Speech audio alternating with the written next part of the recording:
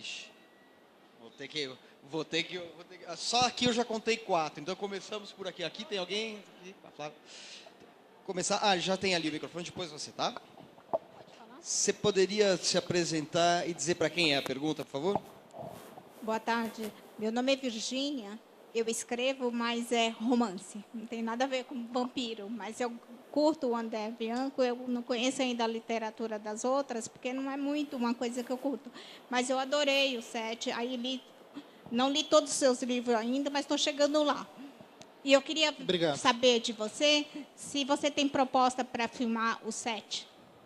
Para filmar o 7? Um monte, sempre aparece, né? Mas, assim, eu adoro cinema e produção audiovisual e até entendo um bocado disso. Então, os estúdios, as empresas que vieram atrás, as produtoras, elas queriam se inscrever nos projetos de auxílio do governo, de renúncia fiscal, Lei Rouanet, audiovisual, que é para baixo orçamento. O 7 não dá para realizar com baixo orçamento. Ele é um filme grande, épico, vai exigir muito efeito visual.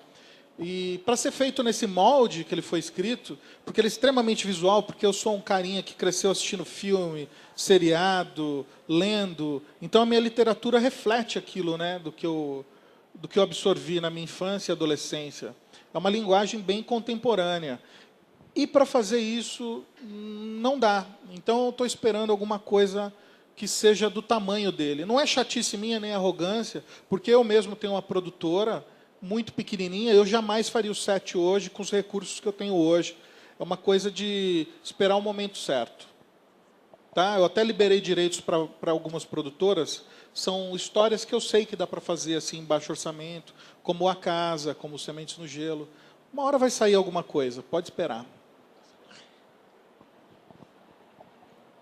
Mais uma pergunta? Oi.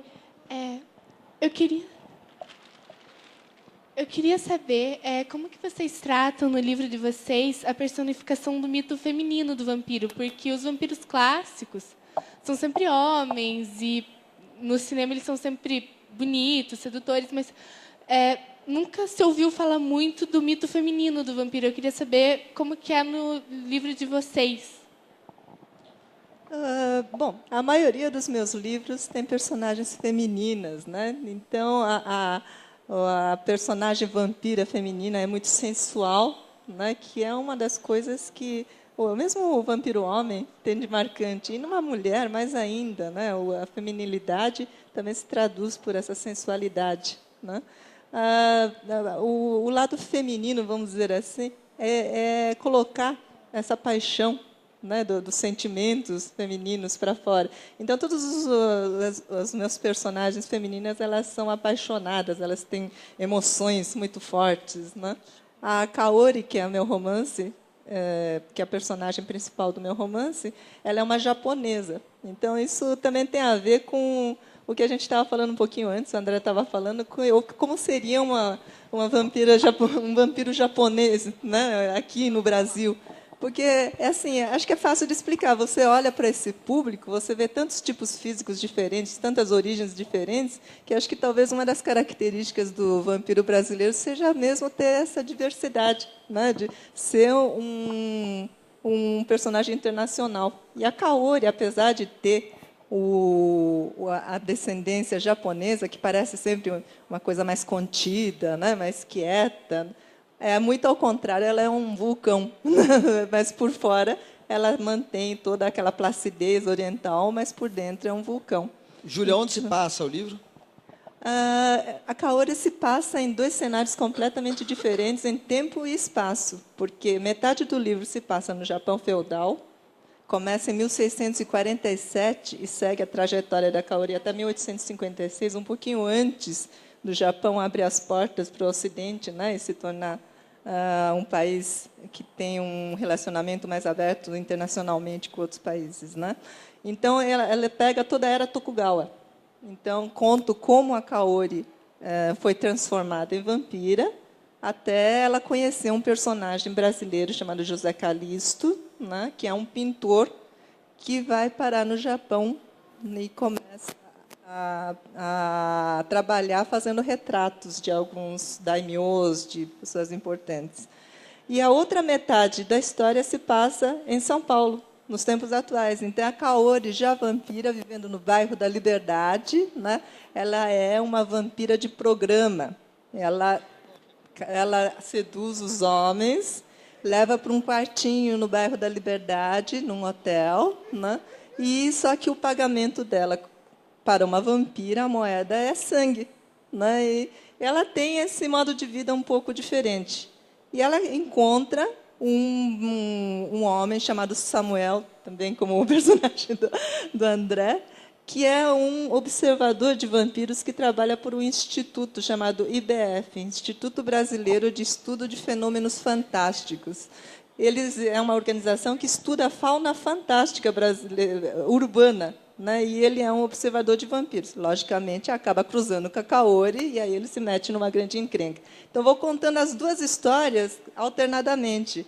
Um capítulo no passado, outro no presente, e assim por diante. Os capítulos do passado explicando, de repente, as coisas que estão acontecendo no presente. Legal. Marta, você queria falar alguma coisa sobre a figura feminina do vampiro? Sim, sim. Nesse livro que eu estou relançando agora, o Relações de Sangue, também tem uma figura feminina, que é a vampira Lucila. A Lucila, ela é o fio condutor da história, mas ela aparece... O livro é contado a partir dos olhos de uma mortal, de uma humana, que é a Clara, que é amiga da vampira Lucila. Na época que eu lancei o livro, que foi em 2002, eu não tinha me tocado, mas depois eu comecei a ver que todos os personagens, todos os vampiros marcantes eram homens, justamente o que você comentou, né? E eu não conseguia lembrar de nenhuma vampira que realmente fosse... a gente fala assim, essa é uma vampira legal, né?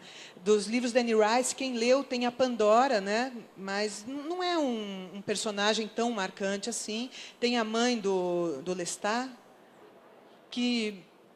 E foi uma coisa interessante, né? Perceber que não existem tantas vampiras marcantes na literatura, apesar do vampiro literário ter começado com figuras femininas. No final do século XVIII, quando o vampiro entrou na literatura, através da poesia alemã, os personagens eram as femmes fatales, né? Elas eram mulheres e eram vampiras. Isso se perdeu. Ao longo do século XIX, século XX, isso foi se perdendo, né?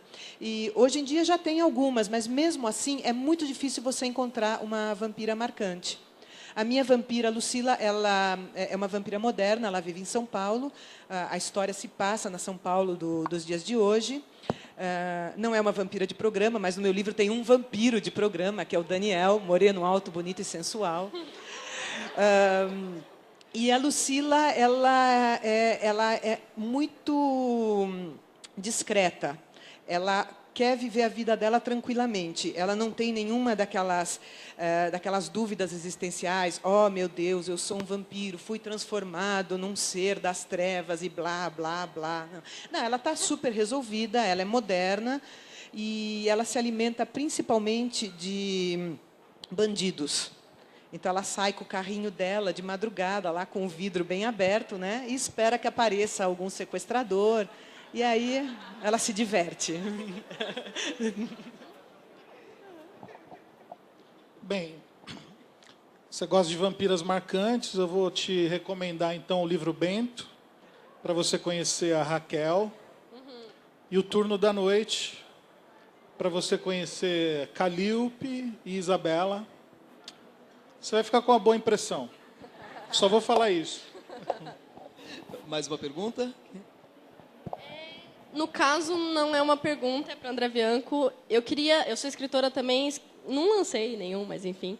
Eu escrevo há 6 anos e eu queria te agradecer, porque você é uma das minhas grandes inspirações. Assim, adoro os seus livros, amo. Quando eu leio os seus livros, eu percebo que a minha escrita melhora, então sempre foi assim e eu queria te agradecer muito por isso. Eu que agradeço. Obrigada. Bom. Obrigado, querido.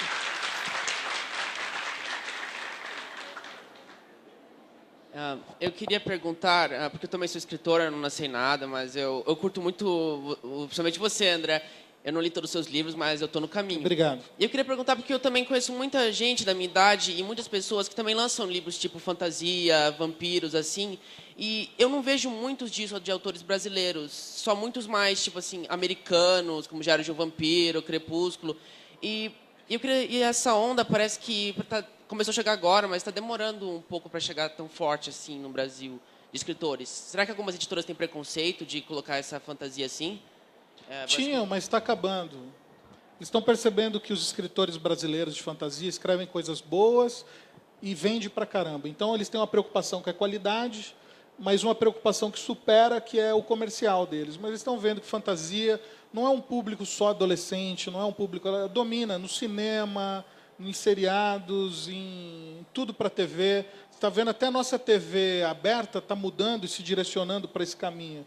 Eles estão vendo que o escritor brasileiro produz histórias de qualidade. A gente tem um universo, um folclore vasto, riquíssimo, e que só com as criaturas do nosso folclore já dava para alimentar uma porção de histórias interessantes, como, por exemplo, estou doido para escrever um conto do Negrinho do Pastoreio, recontando o Negrinho do Pastoreio. Aquele conto é um mito belíssimo, é um folclore, é uma história nossa lindíssima.